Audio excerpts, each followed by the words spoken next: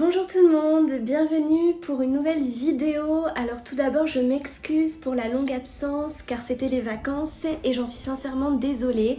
Aujourd'hui donc j'ai décidé de vous retrouver pour une vidéo qui je pense intéressera un certain nombre d'entre vous puisqu'il s'agit de savoir comment apprendre rapidement une langue et donc une vidéo qui peut servir pour n'importe quelle langue.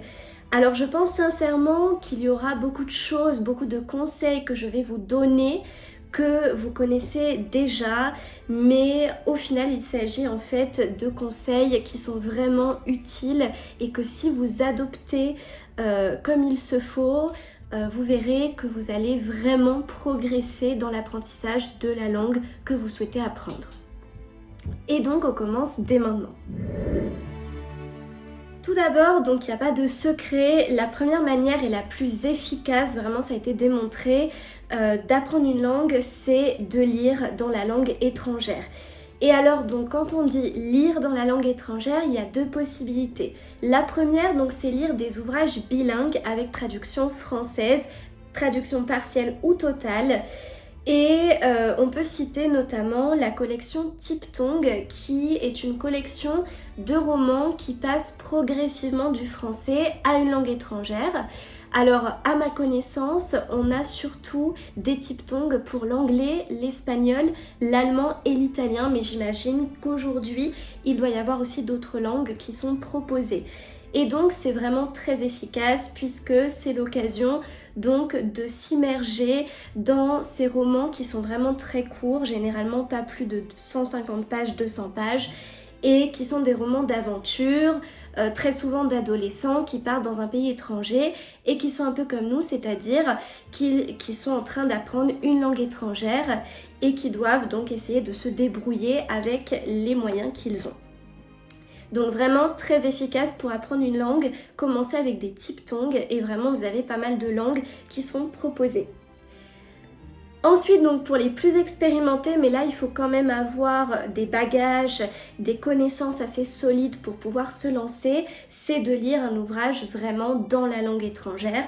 Par exemple, pour l'anglais, c'est lire un livre totalement en anglais, comme le ferait un anglais dont l'anglais est sa langue maternelle. Ça fait beaucoup de fois l'anglais, mais voilà donc pour vous expliquer. Et alors là, évidemment, il faut avoir quand même déjà de sacrées connaissances puisque vous n'avez aucune aide française. Et donc, c'est pour ça qu'il vaut mieux commencer avec des Tiptong ou avec des livres assez courts et faciles à comprendre pour pas se démotiver. Alors maintenant, je vous donne un conseil. Comment bien lire dans une langue étrangère ? Et c'est pour ça qu'il vaut mieux commencer avec des Tiptong ou avec des livres assez courts et faciles à comprendre pour pas se démotiver. Alors maintenant je vous donne un conseil. Comment bien lire dans une langue étrangère ?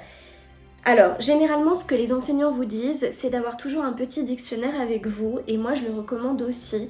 Et dès qu'il y a un mot que vous pensez qu'il est important pour pouvoir comprendre l'histoire ou bien un mot qui est souvent répété ou qui attire votre attention, eh bien c'est le chercher dans le dictionnaire et d'avoir aussi un petit carnet pour prendre en note. Ça évidemment, ça serait l'idéal. Maintenant, j'ai bien conscience que c'est assez fastidieux de devoir tout prendre en note, mais c'est quand même très efficace. En tout cas, ce qu'il faut absolument éviter, c'est d'être très perfectionniste et de vouloir absolument tout traduire, puisque vous allez voir que non seulement ça va vous prendre énormément de temps, vous n'allez au final pas comprendre l'essentiel de l'histoire et vous allez vous démotiver. L'important, c'est vraiment d'accepter le fait de ne pas tout comprendre, mais uniquement l'essentiel. Et vous verrez que là, vous allez beaucoup plus avancer dans la langue. Ensuite, donc une deuxième manière d'apprendre la langue étrangère, pas de surprise, c'est regarder des films ou des séries, ou les deux. C'est ce que font la plupart des gens et ça fonctionne très bien. Si vous avez une série que vous avez déjà vue, que vous aimez beaucoup, n'hésitez pas à la revoir dans la langue étrangère avec les sous-titres et vous allez voir que ça va faire une sacrée différence, surtout pour des séries comiques, par exemple je pense à Friends ou à Big Bang Theory, où l'humour change considérablement d'une langue à l'autre, donc vraiment c'est important de mettre en VO. Et là vous avez aussi deux possibilités, soit si vous commencez dans une langue, moi je vous conseille en VO sous-titré dans la langue étrangère, c'est-à-dire si c'est Friends, une série par exemple anglaise, vous mettez les sous-titres en anglais. Une série espagnole, sous-titres espagnol, mais surtout pas les sous-titres français. Parce que là, ça va produire l'effet inverse. C'est-à-dire qu'au lieu de prêter attention à la prononciation et au vocabulaire, vous allez rester centré sur l'équivalent français. Donc vraiment important, sous-titres en langue étrangère. Et alors, si vous avez plus d'expérience, si vous vous sentez plus à l'aise dans la langue, que vous comprenez la plupart de ce que disent les personnages, vous pouvez essayer le non-sous-titrage, notamment si vous connaissez parfaitement ou par cœur un film ou une série, ça peut être intéressant pour la prononciation et les équivalents. Donc vraiment, ça, c'est super important. Pas de secret, mais ça, c'est pas à la portée de tout le monde. Si vous avez l'occasion de voyager à l'étranger, évidemment, c'est la manière la plus, je pense, la plus efficace d'apprendre une langue, d'y être confronté directement. Et alors là, encore une fois, vous avez plusieurs options. La première, celle qui est envisagée par un grand nombre d'entre nous, c'est le séjour touristique, le typique séjour touristique que vous faites 1, 2, 3 fois à l'année. C'est partir dans un pays étranger pour 1 semaine, 2 semaines, 1 mois, à Londres, en Espagne, et être amené évidemment à parler dans la langue pour demander des informations, demander sa route. Ça fonctionne très bien pour apprendre une langue étrangère. La deuxième option, dont j'avais déjà parlé dans une autre vidéo, c'est le séjour d'études. Donc là, vous avez l'option Erasmus ou mobilité internationale, qui est vraiment une opportunité d'apprendre la langue. Alors je ne vais pas rentrer dans les détails, je vous invite à voir la vidéo que je mettrai dans la description pour pouvoir y accéder. Et enfin, une option dont je n'avais pas parlé, c'est ce qu'on appelle les échanges internationaux, qui consistent tout simplement avec une personne vivant dans un autre pays, et bien d'échanger de domicile pour une période indéterminée, enfin déterminée.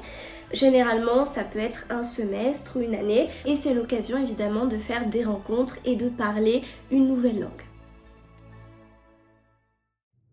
Ça me paraît important aussi de le rappeler, c'est d'étudier régulièrement.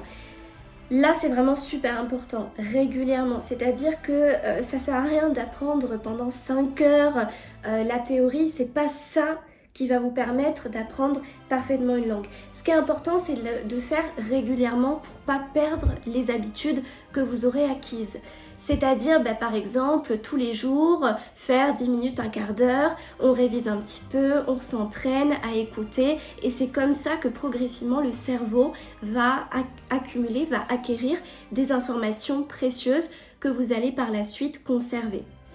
Finalement, c'est un automatisme. Apprendre une langue, c'est comme apprendre à conduire. Une fois que vous savez parler la langue, généralement ça s'oublie pas, à moins que vous ne la parliez complètement plus jamais.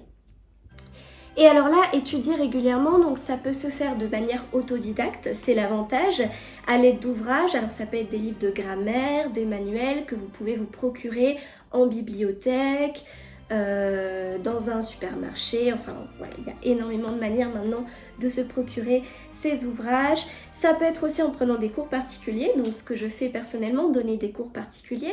Une manière aussi assez efficace d'apprendre des langues, et plutôt économique généralement par rapport à l'académie qui souvent coûte plus cher et qui est un petit peu plus limitée, mais qui est aussi une manière d'apprendre une langue là sur une plus longue durée. Et enfin, évidemment, on l'oublie, mais c'est logique, dans le cadre scolaire, on vous impose maintenant l'anglais dès l'école primaire et après vous avez la possibilité de choisir une LV3 et tout dépend aussi des établissements. Vous pouvez choisir espagnol, allemand, italien et ensuite vous spécialiser dans la langue à partir du lycée.